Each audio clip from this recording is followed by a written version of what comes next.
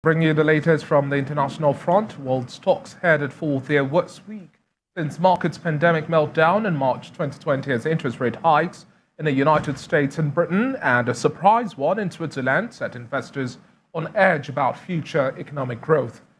The Bank of Japan was the only outlier in a week where money prices rose around the world, sticking with the strategy of pinning 10-year yields near zero today. MSCI's broadest index of Asia-Pacific shares outside Japan fell to a 5-week low, dragged by selling in Australia, where the ASX 200 dropped 1.8%. Now, Japan's Nikkei fell 1.7% and headed for a weekly drop, and almost 7% so far this week.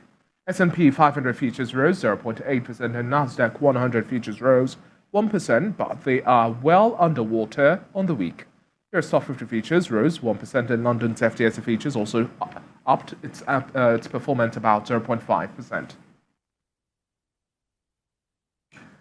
And now the World Trade Organization's 164 members approved a series of trade agreements early today, which includes commitments on fish and pledges on health and food security after more than 5 grueling days of negotiations. The deals were ground out over 5 days of bargaining at a conference of more than 100 trade ministers that was seen as a test of the ability of nations to strike multilateral trade deals amid geopolitical tensions heightened by the Russia-Ukraine crisis. Delegates cheered after they passed the package of 6 agreements just before dawn today.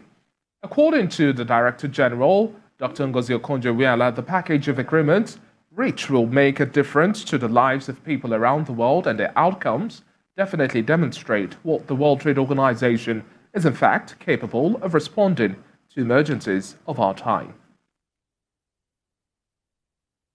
And now the United States imposed sanctions on Thursday on Chinese and Emirati companies and on a network of Iranian firms that help export Iran's petrochemicals, a step that may raise pressure on Tehran to revive the 2015 Iran nuclear deal. The U.S. Treasury Department said it had imposed penalties on 2 companies based in Hong Kong, 3 in Iran and 4 in the United Arab Emirates, as well as a Chinese citizen Jinfeng Gao and Indian national Mohammed Shahid Ruknuddin.